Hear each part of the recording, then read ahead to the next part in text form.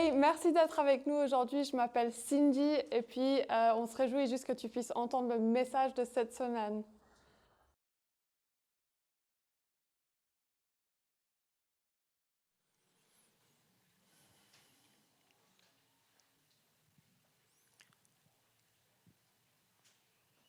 Louez l'Éternel. Louez l'Éternel du haut des cieux. Louez-le dans les hauteurs. Louez-le, vous tous ses anges. Louez-le, vous tous, toutes ses armées. Louez-le, soleil et lune. Oui, louez-le tous. Astres lumineux. Louez-le aux cieux des cieux. Vous aussi, nuages chargés d'en haut, là-haut dans le ciel. Que tous ces êtres louent l'Éternel. Car il a donné ses ordres et ils ont été créés. Il les a tous établis pour toujours. Il leur a fixé des lois immuables. Louez l'Éternel, vous qui êtes sur la terre, vous, monstres marins, et vous tous, abîmes, foudre, grêle, neige, brume, vent impétueux qui exécutez ses ordres. Vous, montagnes et collines, arbres fruitiers, tous les cèdres, animaux sauvages, et tout le bétail, tout ce qui rampe ou qui vole, rois du monde et tous les peuples, les chefs et tous les dirigeants de la terre, jeunes gens et jeunes filles, vieillards et enfants, qu'ils louent l'Éternel, car lui seul est admirable, et sa majesté domine la terre et le ciel. Il a préparé un puissant libérateur pour son peuple. C'est un sujet de louange pour tous ceux qui lui sont attachés. Pour tous les Israélites, peuple qui vit près de lui, louez l'Éternel. C'est le psaume 148. Si vous avez vos Bibles, vous pouvez déjà les préparer à ce psaume. On va le relire juste après, un peu plus tard ensemble. Mais c'est autour de ce psaume qu'on va se concentrer ce matin.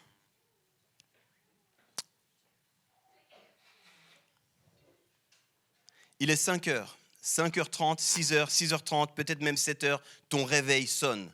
L'anxiété commence. Comment c'est possible que ce bruit soit aussi fort autour de moi? Tu grognes un peu, tu te retournes, tu te demandes quel jour on est en fait. Est-ce que c'est vraiment déjà le matin? Quoi? Déjà le matin, tu éteins ton réveil ou, si on est honnête, tu snoozes 2-3 fois. Ensuite, tout va très vite. Le temps file, il file déjà.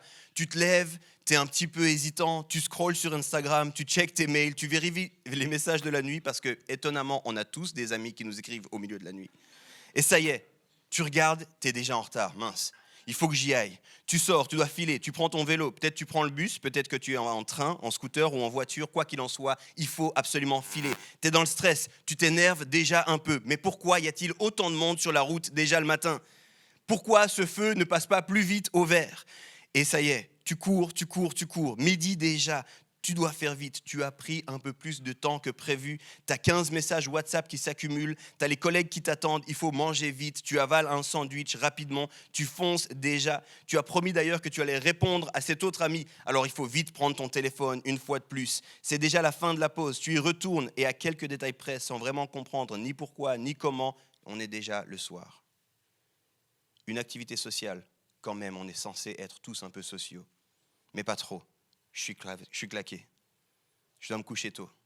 Tu scrolles de nouveau sur Instagram, de nouveau quelques emails, de nouveau quelques messages. Ce sera demain que je me coucherai tôt. Il est déjà très tard. Mon réveil va bientôt sonner. Respire un bon coup maintenant. Prenons le temps, un instant. On commence une nouvelle série ce matin, comme Jonas l'a annoncé, qui va tous nous challenger. Et cette série, elle s'intéresse au concept ou à la notion d'adoration. Et si j'ai voulu commencer avec un extrait de ma vie, parce que je sais que vous n'êtes pas comme ça, je le dirais ainsi, on ne peut pas adorer quand on court tout le temps. Même plus, on ne peut pas adorer si on court. On ne peut pas adorer si on se convainc qu'on est tous capables d'être multitâches. On ne peut pas adorer si on continue notre course effrénée.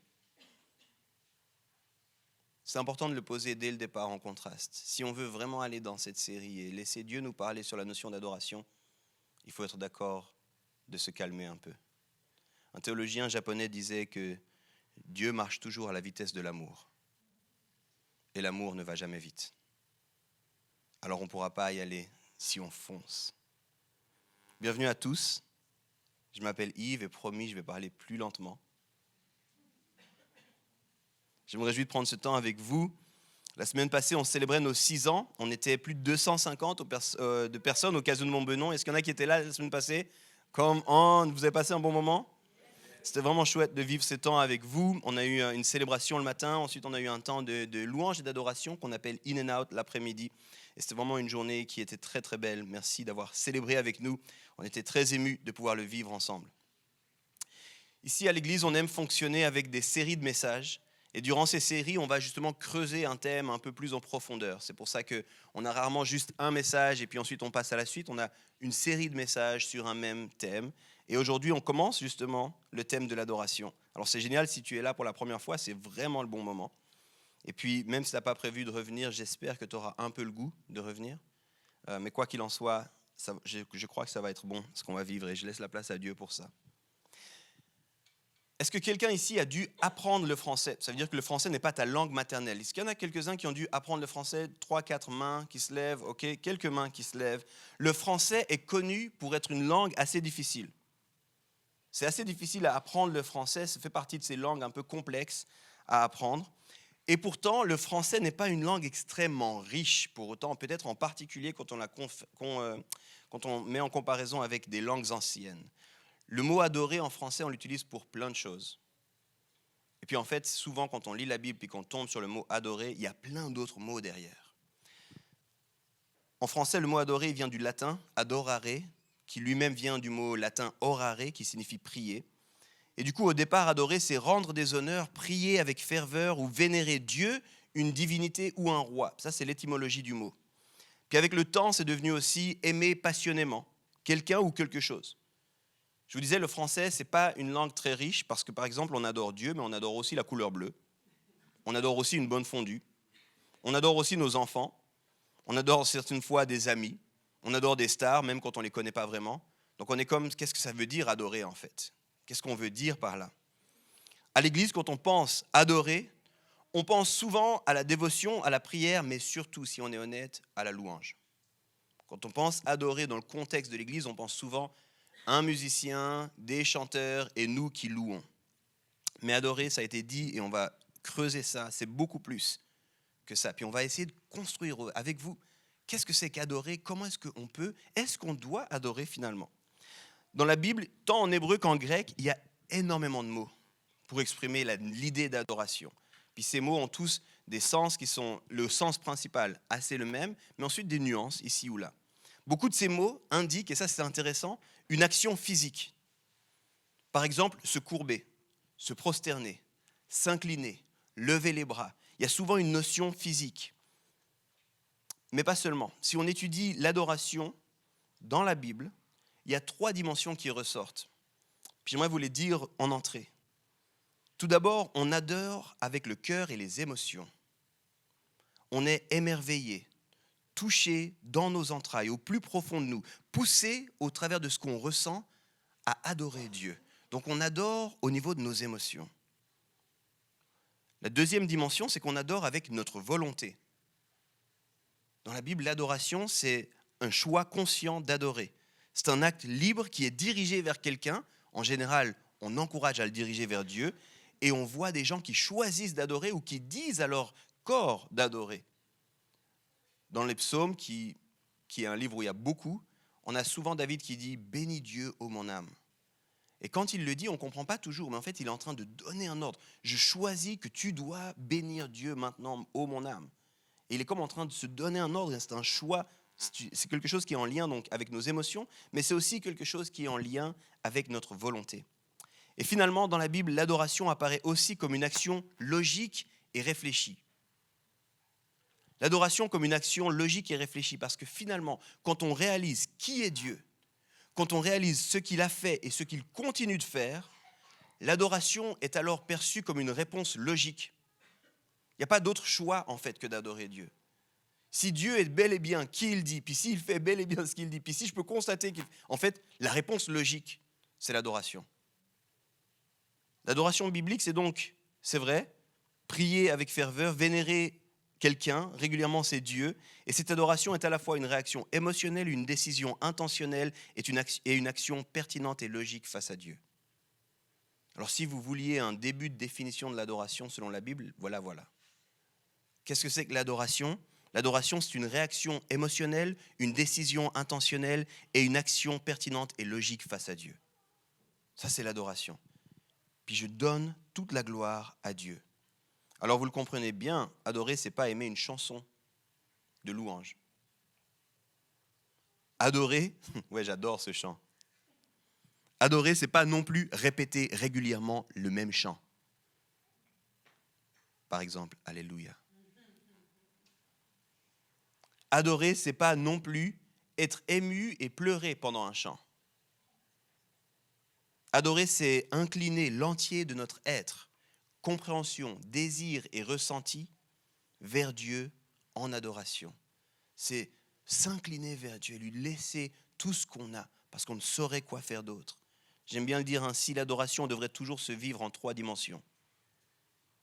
Ce type d'adoration, les amis, il faut qu'on réalise aussi que c'est une adoration qui va nous transformer.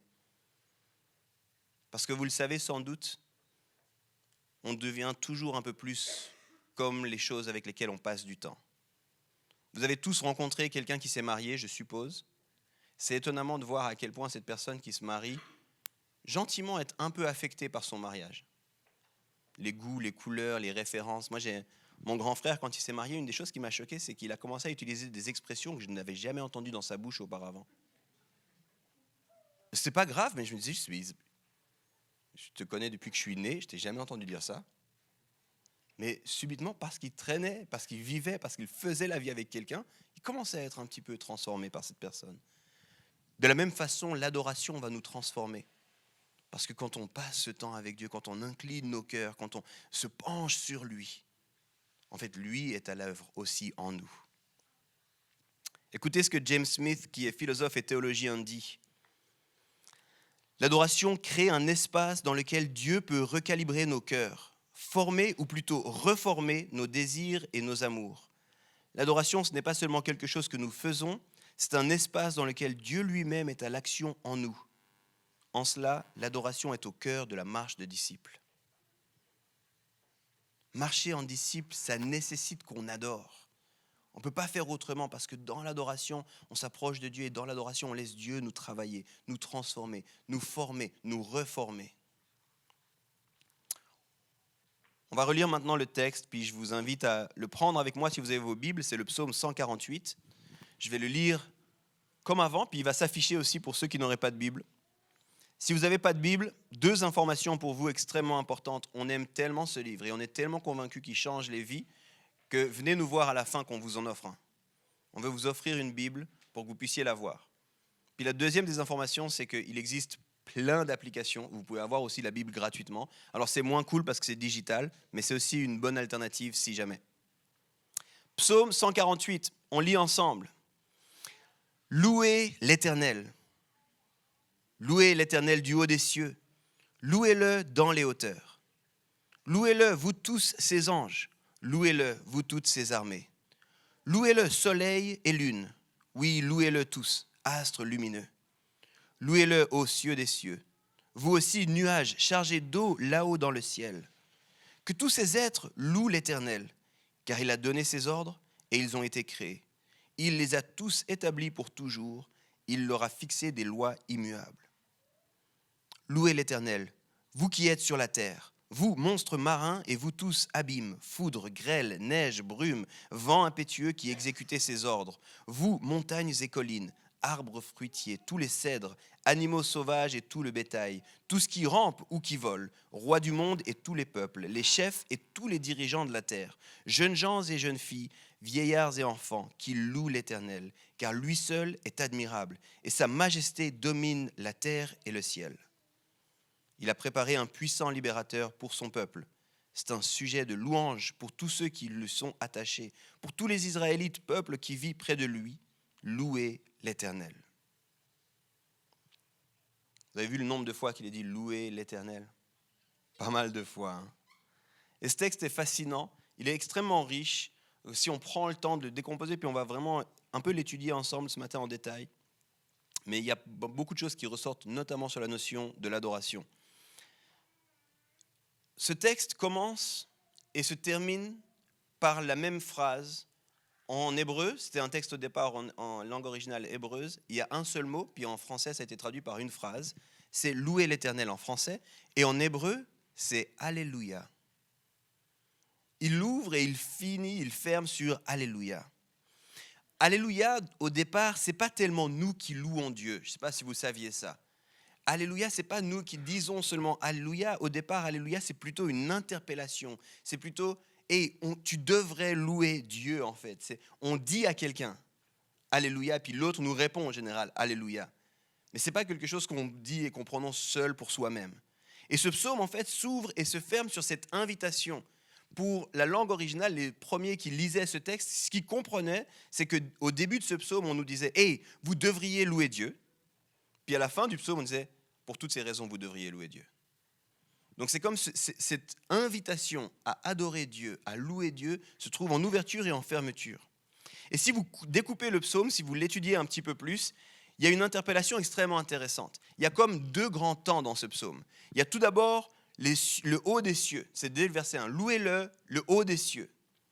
Et puis ensuite, à partir du verset 7, on nous dit « Louez-le, vous tous qui êtes sur la terre ». Et en fait, là, ça se perd. Il y a plein de choses qui se perdent dans les traductions. Mais il y a comme une intelligence, un brio de l'auteur de ce psaume. Parce que quand il dit « Les cieux et la terre doivent louer Dieu », en fait, c'est un écho à la création du monde. Parce que si vous allez lire la Genèse, qui est le récit de la création du monde, on nous dit, au commencement, Dieu créa les cieux et la terre. Exactement dans cet ordre-là. Et là, le psalmiste nous dit, louez-le, vous les cieux. Il détaille un petit peu, puis après, louez-le, vous sur la terre. Et en fait, il fait écho à la création, au récit de la création. Les cieux et la terre doivent louer Dieu. Et en fait, ce psaume, c'est une invitation. Littéralement, si vous lisez ce psaume, et en particulier pour les auteurs au départ, je ne sais pas ce que vous avez pensé ou compris quand je l'ai lu, mais pour les gens, les contemporains de ce psaume, quand ils le lisaient, ce qu'ils comprenaient, c'était une invitation pour tout le cosmos et tout ce qui habite la terre à adorer Dieu. Une invitation pour tout à adorer Dieu. Et alors, on commence par les cieux, et on commence par ce qui habite les cieux. On y lit les anges, les armées célestes, le soleil, la lune et les astres. Rien que là, on pourrait s'arrêter, c'est bizarre, c'est quoi les armées célestes? En fonction des traductions, on se dit, mais est-ce que c'est les astres, un astre? Est-ce que c'est les lunes, une lune? Mais laissons un peu ces questions parce que c'est tout aussi flippant quand on arrive sur la terre.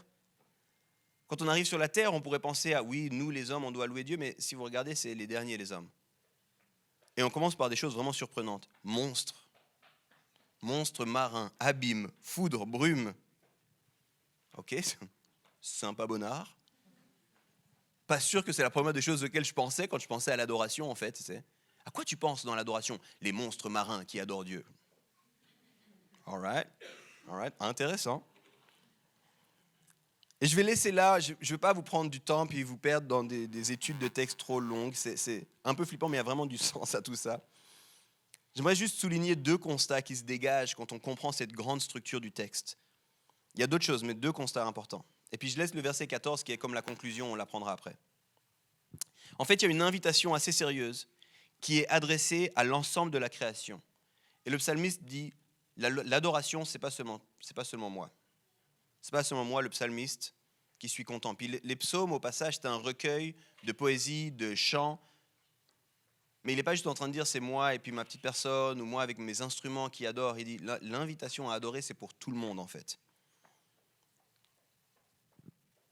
Notez que l'ensemble de la création, c'est aussi les anges, les armées célestes, le soleil, la lune, les astres, tout ce qu'il y a dans le ciel, c'est aussi les monstres, les abîmes, la foudre, la brume, les arbres, les collines, et arrivent seulement à la fin les humains.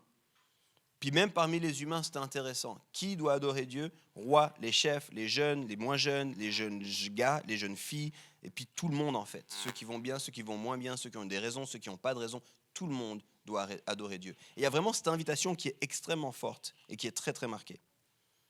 Pour bien comprendre cette idée que l'entier du cosmos et l'entier de ce qui compose la terre est invité à adorer, il faut réaliser que tout a été créé par Dieu et pour Dieu. Je répète cette phrase, elle est importante. Tout a été créé par Dieu et pour Dieu. Et ça, en fait, c'est pour ça qu'il y a ce clin d'œil au récit de la création. Il n'est pas juste en train de se dire « Hey, moi j'ai une bonne idée. Ce serait bien si tout adorait Dieu. » Il est en train de nous rappeler, rappelez-vous dans quel contexte on évolue. on évolue dans un contexte qui a été créé. Et ce créateur sait exactement ce qu'il faisait, pourquoi il l'a fait. Et il faut que tout adore Dieu. Il faut que tout adore Dieu. Donc il y a cette invitation pour tout, mais il y a une deuxième chose. Donc le constat, c'est que tout est invité, l'ensemble de la création, mais il y a cette deuxième chose, c'est une invitation qui est expliquée, qui est raisonnable. Dans le psaume, il nous dit pourquoi on devrait adorer Dieu. Il ne dit pas juste « faites-le, c'est mon idée », mais il nous donne beaucoup de raisons pour adorer Dieu. Et j'en ai identifié 7, mais encore une fois, pour une question de temps, je vais en parler que de 2. Et là, tous ceux qui me connaissent un peu disent « merci Yves, ça fait plaisir, on va respecter le timing ce matin ». 2 raisons de pourquoi tous sont invités à adorer Dieu. La première de ces raisons, c'est que Dieu est le créateur. Dieu est le créateur. Puis je sais, beaucoup vous dites, mais oui, c'est bateau. Mais en fait, il y a beaucoup d'incidences avec cette réalité. Il y a beaucoup de choses qu'on oublie dans le temps. Je dirais que, 99% des gens qui se revendiquent chrétiens sont d'accord et en paix avec cette idée que Dieu est le créateur. Intellectuellement. Ou peut-être théologiquement. Mais ils ne vivent que très peu les implications que ça signifie qu'il soit le créateur. Je vais vous donner une image que je donne souvent, peut-être vous m'avez déjà entendu la donner même ici. Il y en a qui ont construit des meubles Ikea déjà? Ok. Tous ceux qui ont construit un meuble Ikea savent qu'on a meilleur temps de faire confiance au créateur. Parce que ceux qui s'aventurent à construire un meuble Ikea, aussi simple soit-il, sans le mode d'emploi Ikea, ils abandonnent. Ils s'énervent, c'est des disputes dans le couple. Mon beau-père, il est toujours sûr qu'il est capable. Et puis à la fin, il est en train de dire quelques mots qui ne sont pas très dignes en suisse allemand et taper avec un marteau sur le meuble Ikea. Il a cassé des meubles comme ça. Parce que quand tu te passes du créateur, ça devient difficile en fait. Puis je reviens sur l'image des chrétiens. Beaucoup de chrétiens sont conscients, oui, sans doute, oui, c'est lui le créateur. Je sais, j'ai lu la Bible, en tout cas la Genèse. En tout cas, le verset 1 de la Genèse, chapitre 1. Je sais bien, c'est Dieu qui a créé les choses. Mais est-ce que tu comprends que ça a des implications s'il est créateur? Tu ne peux pas vivre ta vie comme toi tu l'entends. Tu ne peux pas faire les choses comme toi tu l'entends. Tu ne peux pas définir tout ce que tu veux définir comme toi tu l'entends. C'était d'ailleurs le piège au passage, c'est Genèse 3, je sais, beaucoup ne sont pas arrivés jusque-là. Mais dans Genèse 3, il s'est passé quelque chose qui s'appelle la chute. Et en fait, c'est l'homme qui s'est rebellé. Et l'homme qui a dit, c'est moi qui vais décider ce qui est bien et ce qui est mal. C'est moi qui vais savoir. Et la tentation à l'homme était extrêmement précise. Vous serez comme des dieux. Vous serez comme des dieux. Dieu, c'est qui? C'est le créateur. Vous serez comme des créateurs. Donc souvent, on sait qu'il est le créateur, mais souvent, on vit comme si nous étions les créateurs. Souvent, on sait, puis on dit, oui, il est créateur, mais finalement, quand on regarde nos vies, on vit comme si nous, on était les dieux.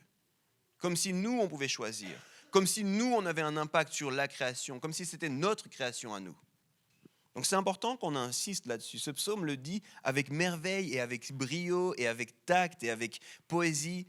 Mais non-stop, ce psaume nous rappelle quasiment à chaque verset, c'est lui qui a tout créé. C'est lui qui a tout placé. Et c'est pour ça qu'il y a ces choses bizarres. Pensez-y un instant, pourquoi les monstres marins? Pourquoi la foudre, la brume? Mais aussi le soleil, la lune et les astres. Et en fait, si vous étudiez la poésie de la création dans la Genèse 1, en fait, vous allez voir qu'il nous est dit au commencement, il y avait, comme tout était un peu une masse informe de l'eau, on ne savait pas trop, puis Dieu a créé des séparations. Il a créé des limites. Il a dit maintenant, l'eau ne va pas aller plus loin que ça, puis il y avait des choses dans cette eau. Puis il y avait des choses qui étaient plutôt de l'ordre des ténèbres, plutôt de l'ordre des monstres. Puis en fait, l'auteur de cette poésie-là nous dit, Dieu a donné un cadre pour ces choses, puis ces choses restent dans leur cadre. Et parce qu'elles restent dans leur cadre, elles se soumettent au Créateur. Et c'est pour ça que ce psalmiste peut nous dire calmement, même les monstres marins adorent Dieu. Il dit même parce qu'elles savent le cadre que Dieu a donné. Et en respectant ce cadre-là, elles sont dans un acte, dans une posture d'adoration. De la même manière, il parle des astres. Puis il regarde les astres. Moi, je l'imagine regarder les astres et puis voir qu'il y a une logique dans ces astres. Et puis, même s'il n'était pas capable d'expliquer de façon scientifique comme nous on le fait aujourd'hui les choses, il dit il y a comme une logique dans ces choses-là. Puis cette logique, elle a été mise en place par un esprit brillant, par Dieu lui-même. Et en fait, ces astres restent dans cette logique-là. Et parce qu'ils se soumettent au Créateur, ils adorent Dieu. La création adore Dieu. Il y a un ordre qui est là et la création se soumet et respecte cet ordre. En mettant en avant la notion de création, des choses qui sont effrayantes, surprenantes, des choses qui nous concernent des fois un peu moins, d'un coup on peut les voir en disant « Mais attendez, ça c'est une création qui se soumet au Créateur. » Et dans ce sens-là, c'est une création qui adore le Créateur. On pourrait le dire ainsi, fondamentalement, juste à la lumière de cette réalité, adorer Dieu, c'est fonctionner comme il le veut lui et comme il l'a prévu lui. Je le répète, adorer Dieu, c'est fonctionner comme il le veut lui et comme il l'a prévu lui. Le fait que les étoiles suivent leur cours dans le ciel, c'est un acte d'adoration. Dans sa bonté, Dieu a séparé les choses dans le récit de la Genèse et le psalmiste nous dit, à leur façon, ces choses adorent Dieu parce qu'elles se soumettent à ce que Dieu a établi. Et du coup, indirectement, ça devrait nous poser une question à nous. Est-ce que moi j'adore Dieu juste parce qu'il est Dieu et parce qu'il m'a créé? Est-ce que je suis d'accord de simplement l'adorer? Non pas pour ce qu'il fait, non pas parce qu'il répond à mes prières, non pas parce qu'il me donne bonus des choses que je n'avais même pas demandées mais qui sont pas mal. Mais est-ce que je l'adore simplement parce qu'il est le Créateur? Il est digne d'adoration juste pour ça? Il n'y aurait pas le souffle de vie sans lui. Et du coup, je vais l'adorer simplement pour ça. Parce que Dieu sait. Il sait où il t'a placé, il sait quand il t'a placé. Souvent, on peut voir quand même que les gens, moi-même le premier, on adore Dieu s'il répond à nos prières. Seigneur, j'ai des examens vraiment difficiles. Je suis tellement content d'être sorti de la période des examens. Je pense à tous les étudiants au passage. Seigneur, j'ai des examens tellement difficiles. J'ai bénéficié de la liberté académique, peut-être un peu trop. Je ne suis plus vraiment sûr de bien savoir de quoi il en retourne. Mes amis, collègues n'ont pas été d'accord de me passer leurs notes. Aide-moi pour l'examen à venir, ô Dieu. Prends pitié de moi. Et promis, j'irai à l'église ce dimanche. Et finalement, tu reçois les résultats, tu vas sur Moodle ou je ne sais quelle plateforme, tu vois tes résultats. Alléluia! Dieu est bon. Dieu est bon. Et tu arrives le dimanche à l'église, Dieu est bon mon frère, Dieu est bon ma sœur. Alléluia, j'ai passé mes examens. Et dans la louange, Alléluia, je t'aime Seigneur. Mais l'attitude ne serait pas la même si tu n'avais pas réussi l'examen. Bon, si c'est comme ça, je ne sais pas si vraiment je vais venir à l'église.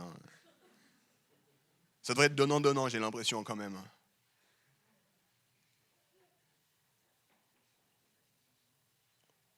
Souvent, on adore Dieu seulement si Dieu se soumet à nous, alors que l'adoration devrait être un acte de soumission à lui. Et on devrait l'adorer simplement parce qu'il est Dieu, le Créateur de toutes choses. L'adoration du Créateur, c'est justement un acte de confiance et de soumission. Je t'adore, Dieu, parce que tu m'as fait. Et je veux te faire confiance. Tout comme les étoiles suivent leur cours, confiante en toi, aide-moi à vivre ma vie dans la confiance que tu sais là où tu m'as placé, pourquoi et comment. On pourrait tous développer une prière très simple qui dit que le cours de ma vie t'adore, Seigneur. Adorer Dieu parce qu'il est le Créateur, fidèle et digne de confiance. C'était mon premier point. Et mon deuxième point, c'est une phrase surprenante, il donnera un libérateur. Adorer Dieu parce qu'il donnera un libérateur. Et là, je vais m'arrêter avec vous un tout petit peu plus sur le verset 14. Le verset 14 nous dit, dans la version Bible du Semeur que j'ai lue, « Il a préparé un puissant libérateur pour son peuple. » C'est un sujet de louange pour tous ceux qui lui sont attachés, pour tous les Israélites, peuple qui vit près de lui. Il a préparé un libérateur. Si vous lisez en hébreu, ou bien si vous lisez dans certaines traductions françaises, même plus anciennes, je crois la Martin notamment fait ça, en fait c'est l'image d'une corne. C'est vraiment bizarre. Si vous lisez et que vous n'avez pas de contexte, il a placé une corne. All right. Gloire à Dieu, I guess.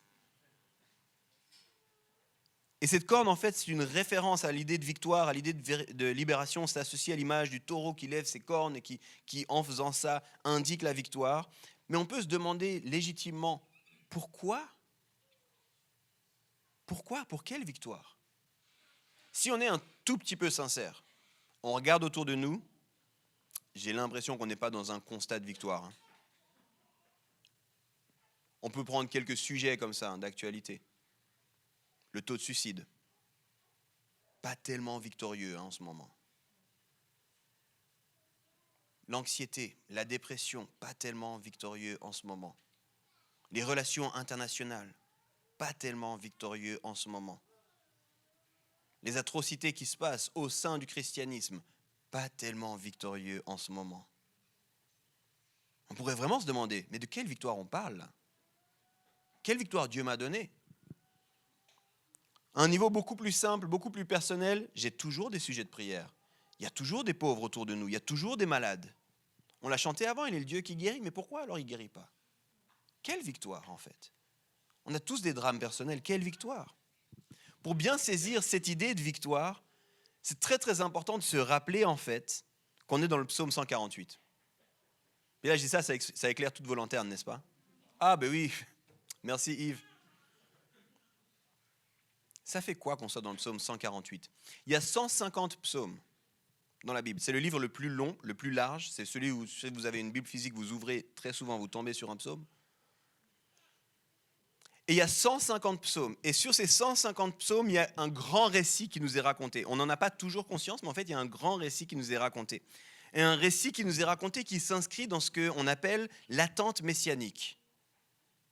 Et en fait, ces psaumes sont en train, les uns après les autres, dans la grande histoire. Ça, si vous voulez le faire, il faudrait essayer de lire les psaumes en un jour, les 150, dans la même journée. Là, d'un coup, quand vous lisez à cette vitesse-là, il y a des grands, ce qu'on appelle les méta-récits, qui commencent à être beaucoup plus clairs. Les détails disparaissent, puis vous n'avez plus que la grande image. Et si vous lisez les psaumes en un jour, vous allez voir qu'en fait, il y a des promesses au début des psaumes. Il y a des promesses que Dieu va pas abandonner son peuple, que Dieu va être là, qu'on peut l'adorer, qu'on peut lui faire confiance. Puis ensuite s'ensuit toute une série de lamentations, de psaumes assez difficiles, d'un roi qu'on espérait, il y avait de l'attente sur ce roi, c'est le roi David pour ceux qui sont familiers. Et puis il y avait de l'attente sur ce roi, et puis en fait ce roi n'arrive pas tellement, puis on est un petit peu dans les méandres de sa propre vie, dans ses doutes à lui, dans ses questions à lui, puis on voit bien que ce roi n'est pas le roi qu'on attendait au tout début des psaumes. Puis c'est comme si ça ne marche pas. Puis on arrive dans les 5 derniers psaumes, psaumes 145, 46, 47, 48 et jusqu'à 50, les 5 derniers psaumes. J'ai plus de peine avec les chiffres qu'avec les mots. Et en fait, le psaume 148, il est exactement au milieu de ça. Et le psaume 148, il est en train de nous dire, Dieu est toujours fidèle à ce qu'il a promis. Ce qu'on vous disait depuis le départ, c'est toujours vrai en fait. Vous pouvez vous attendre à lui. Puis vous pouvez vous attendre à lui de la même façon que les astres, la lune, le ciel savent exactement comment fonctionner parce qu'elles font confiance. Vous aussi, vous pouvez faire confiance. Il va bel et bien donner un libérateur. Et en fait, c'est une dimension, là je m'excuse pour ceux qui sont moins familiers ou moins curieux de ces choses, friands de ces choses, mais c'est la dimension prophétique des psaumes. C'est-à-dire que les psaumes en eux-mêmes, il y a plein de choses qui se passent dans les psaumes, mais il y a une des choses qui se passe, c'est qu'ils sont en train de nous dire, il y a quelque chose qui arrive.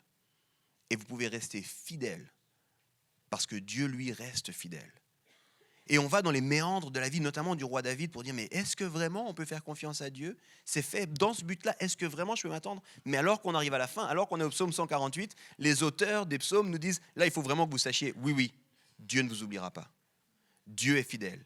Il va bel et bien envoyer la corne. Et puis, dans la vie de Jésus, puis en particulier après, si vous lisez Paul dans le Nouveau Testament, vous verrez qu'il fait souvent référence en disant « Mais c'est ce qu'on nous disait, les amis. C'est ce qu'on nous disait. C'est ce qu'on nous disait. C'est ce qu'on nous disait. » À la conclusion de ce livre, des psaumes, on a une invitation pour toute la création à louer Dieu parce qu'il est le Créateur, mais aussi parce que c'est lui qui va nous libérer. Et on ne le loue pas parce qu'on a la victoire, mais on le loue parce qu'on est confiant qu'on aura la victoire en lui. Et ça, les amis, ça demande d'avoir une posture un tout petit peu qui n'est pas égocentrique, juste ma vie et ma réalité maintenant, mais une posture qui est christocentrique, Christ au centre. Et si Christ est au centre, je peux être confiant. On adore le Créateur pour ce qu'il a fait, c'est sûr, on adore le Créateur parce qu'il est Créateur, mais on adore aussi le Créateur pour ce qu'il va faire. Et je peux mettre ma confiance C'est pour ça qu'il y a des phrases comme « Il ne dort ni ne sommeille, celui qui veille sur Jérusalem ». Et vous pouvez faire confiance, les amis, même si vous ne le voyez pas. Et j'ai envie de te dire, peut-être que dans ta vie, en ce moment même, tu attends quelque chose de la part de Dieu. Peut-être qu'en ce moment même, tu serais plutôt comme dans un psaume de lamentation, toi. Vous savez, une des phrases des psaumes de lamentation, c'est « Mon Dieu, pourquoi m'as-tu abandonné ?» Et peut-être qu'en ce moment même, c'est plutôt ça votre réalité. Seigneur, pourquoi tu m'as abandonné? Pourquoi j'en suis là? Pourquoi il n'y a pas encore de solution? Et puis souvent, on est complexe, nous, comme individus. Il y a des raisons pour lesquelles on pourrait se réjouir, puis il y a des raisons pour lesquelles on est là. Seigneur, j'attends encore que tu agisses à ce niveau-là. Je ne sais pas si vous êtes comme moi, mais il y a des sujets, je suis là, merci Seigneur, puis il y a des sujets, je suis là, m'as-tu oublié Seigneur? Et dans le même temps de prière, je peux faire ça. Mais ce psaume, il nous rappelle qu'il va envoyer le libérateur. Tu peux adorer. Et puis il nous demande alors de nous positionner, non pas de façon égocentrique, mais christocentrique. Je me concentre sur le fait qu'il a libéré son peuple. Il l'aime. C'est pour ça qu'on peut dire, Dieu est bon. Et toi, tu dis, il est bon, parce que tu as été un peu trop souvent dans les églises. Mais quand tu vas dans les milieux de persécution, puis que les gens disent, Dieu est bon, puis que tu entends les gens dire, il est vraiment bon. Tu regardes, tu dis, mais qu'est-ce qui te fait dire que Dieu est bon? Regarde ta vie. Mais eux, ils disent justement, je regarde à lui, je ne regarde pas à ma vie. Et si je regarde à lui, je suis dans la confiance. Il est bon. Alors si tu t'attends à quelque chose de la part de Dieu, adore-le ce matin. Loue-le ce matin. Place ta confiance en lui. Quoi faire quand Dieu ne répond pas? Je l'adore quand même. Je l'adore avec cette réalisation qu'il est fidèle, il est le créateur et il est celui qui ne m'abandonne pas. Adore-le quand tu comprends, mais adore-le aussi quand tu n'es pas sûr et que tu ne comprends pas. Adore-le non pas pour qu'il intervienne, mais adore-le rempli de confiance. Je vais inviter les musiciens à revenir.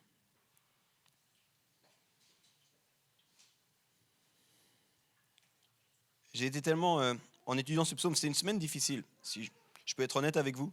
C'est bizarre de poser cette question, je suis toujours honnête avec vous, mais j'ai eu une semaine assez difficile à plusieurs égards. Et puis, en préparant, je ne fais pas toujours ça, mais en préparant ce message, j'avais besoin de penser large. Alors sur le mur du tableau, sur le tableau du mur du bureau, j'ai commencé à écrire un peu la structure de mon message. Pourquoi j'ai commencé à les attributs, qu'est-ce qu'on voit de Dieu ici, pourquoi est-ce qu'on l'adore, et puis c'était comme un rappel constant. C'est littéralement c'est devant ma place de travail. À chaque fois que je levais les yeux, j'étais là, ah ouais, adore-le, adore-le, adore-le, adore-le encore. Il y a quelque chose qui s'est passé dans mon cœur, moi, de décider de l'adorer, même au milieu de la semaine qui n'était pas facile. Puis est-ce qu'aujourd'hui j'ai solutionné la semaine? Non. Mais est-ce que ça change qui est Dieu? Non plus. Alors est-ce que je peux continuer à l'adorer? Certainement. Certainement que je peux continuer à l'adorer. Et je place mon espoir en lui. Ce psaume, c'est une invitation à l'adoration. Et c'est d'ailleurs le titre de mon message. Je ne l'ai pas dit jusqu'ici, mais mon message, c'est l'adoration, une invitation pour tous. Et jusqu'ici, on a essayé de comprendre ce que c'était que l'adoration. On a vu un tout petit peu qui devait adorer Dieu et pourquoi. Et j'espère qu'on comprend mieux et qu'on réalise davantage notre responsabilité personnelle dans l'adoration. On a une tendance un peu malheureuse à réduire l'adoration à 20 minutes le dimanche, alors que c'est bien plus. C'est une vie en entier. Et moi, je me suis posé plusieurs fois la question cette semaine, si la brume, le feu et l'eau, parce que les monstres marins, c'est un peu flippant, hein, j'avoue. J'ai étudié, mais j'ai laissé ça de côté. Mais je me suis dit plusieurs fois, si la brume, le feu et l'eau peuvent l'adorer, quelles sont mes excuses à moi pour ne pas l'adorer? Quelle est sincèrement mon excuse à moi, intellectuellement, si toutes ces choses l'adorent? Et on peut aller un cran plus loin encore, en réalisant que l'adoration, ce n'est pas juste une bonne idée, mais qu'elle est nécessaire. Dans une certaine mesure, nous avons été faits pour ça. Rappelez-vous, ciel et terre, adorez-le. Vous avez été créés, c'est le Créateur, adorez-le. Et j'essayais juste de mettre un tout petit peu en relief le fait que l'adoration, c'est pour Dieu, mais ça nous transforme, nous. Et du coup, il est vital de se questionner à qui est-ce que s'adresse mon adoration. Puis je termine avec cette réflexion-là. On a été créé pour adorer. La création, tout ce qui a été fait pour adorer Dieu. En d'autres termes, c'est ton défaut, c'est comme... c'est ton mode par défaut, l'adoration. On va tous adorer. Du coup, la seule question qui reste, c'est vers quoi est-ce que tu vas adresser ton adoration? Tim Keller, qui est théologien, pasteur, le dit de la façon suivante, pardon. Nous adorons tous quelque chose. Le seul choix que nous ayons, c'est de choisir qui nous allons adorer. Parce qu'on a été créé pour ça, on vit pour ça en fait. On vit pour adorer, on vit pour donner la gloire, pour refléter la gloire, pour rayonner la gloire vers quelque chose. Est-ce que tu vas adorer ton travail, ton partenaire de vie, ton compte en banque?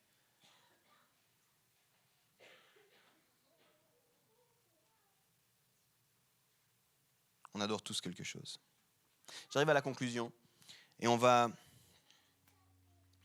prendre le temps de réfléchir un peu ensemble, mais pardon. Là, on a réfléchi ensemble. Maintenant, on va réfléchir chacun pour soi. J'ai parlé au début du stress, de la réalité du quotidien. Peut-être que certains vous êtes arrivés avec du stress ici. Puis j'espère que gentiment, il est en train de redescendre.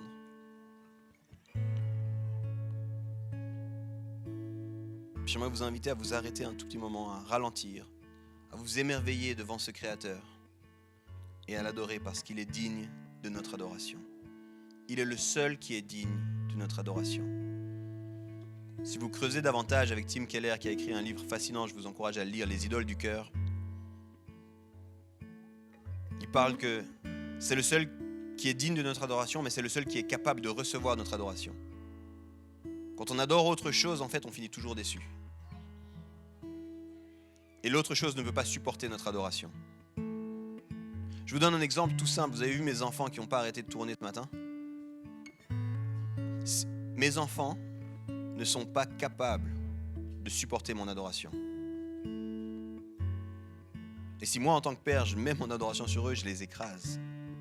Je leur mets un poids invivable. C'est pas possible. Dieu est le seul capable de recevoir et de supporter notre adoration. Alors j'aimerais finir avec 2 questions pour vous. Puis je vous invite à prendre du temps, juste après, à réfléchir à ces questions. On va prendre un tout petit moment de silence, puis on va prendre le temps pour ces questions. Zaza, tu peux faire un tout petit peu plus calme, Azaya, tu peux faire un tout petit peu plus calme? Merci. Merci, princesse.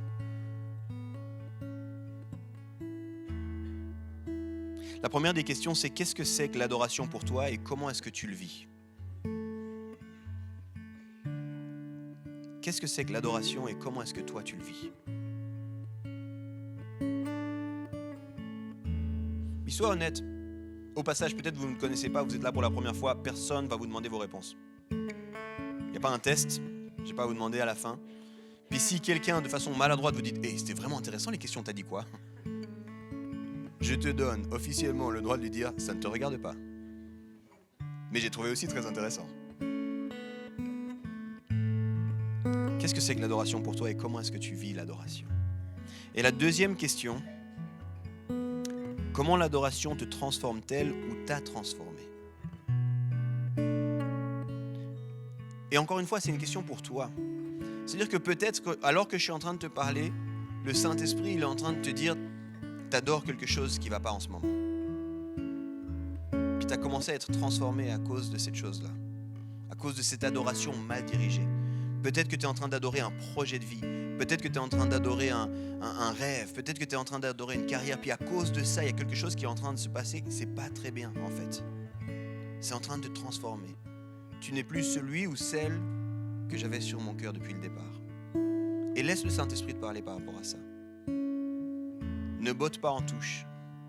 Je m'adresse peut-être ici tout spécialement à ceux qui ne se revendiquent pas chrétiens. Ne pense pas que parce que tu n'es pas chrétien, tu n'adores pas. L'adoration, c'est ce vers quoi on incline nos cœurs, nos êtres tout entiers. C'est ce qui donne du sens à notre vie. C'est la chose dans laquelle on se confie pour avoir le bonheur. Qu'est-ce que toi tu adores? Et comment cette adoration t'a transformé?